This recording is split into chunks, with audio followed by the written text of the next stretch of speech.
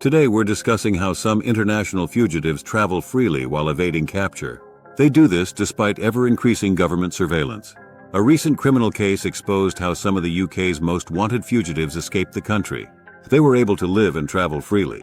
Some were even on Interpol's red list, which flags the names of those wanted for arrest at international borders. The method they used is simple, although ill-advised.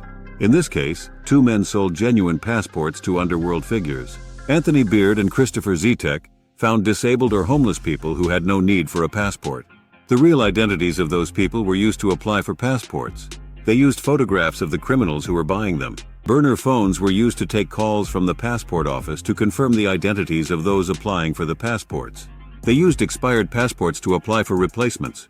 The passport office makes fewer checks on replacement passports than on first-time applications. They clearly never checked that the photos were of the same person.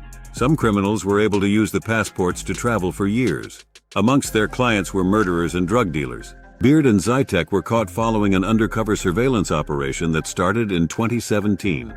Raids on their homes found multiple burner phones that linked them to the false passport applications. They also kept records of all the clients and passports obtained. This enabled the authorities to detain suspects using the passports whenever they tried to use them to enter or exit the UK. These types of underworld tactics have been used for decades by criminals trying to evade capture. Beard and Zetek each received prison sentences of 6 and 8 years for their efforts. Of course, it doesn't really make sense to buy a fraudulently obtained passport.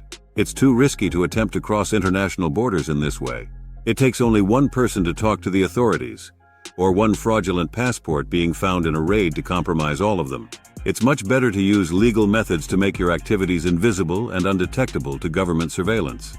Doing things legally takes more time and can cost a little more, but you don't have to worry about being detained when you travel.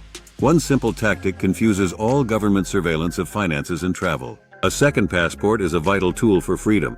There are dozens of opportunities to get one legally. If you want to use a different passport to travel and open bank accounts under a different name, you can do that too. When you get your new passport in Latin America or Europe, you can almost always do a name change at the same time, to a name more suited to the country of your new passport. When you get a passport from a Spanish-speaking country, change your name to a more Spanish-sounding name. When you get a passport from Brazil, change your name to something Portuguese. Get Turkish citizenship and adopt a Turkish name. It doesn't mean you have to change the name your friends and family use. It's a straightforward business transaction. Use it to open financial accounts and conduct business in your adopted country.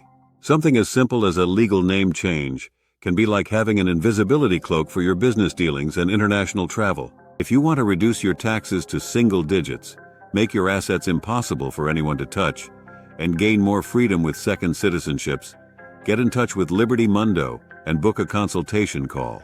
We will help you develop a complete blueprint to organize your life to safeguard your wealth and your freedom. Follow the link in the description for more details. Thanks for watching and see you in the next one.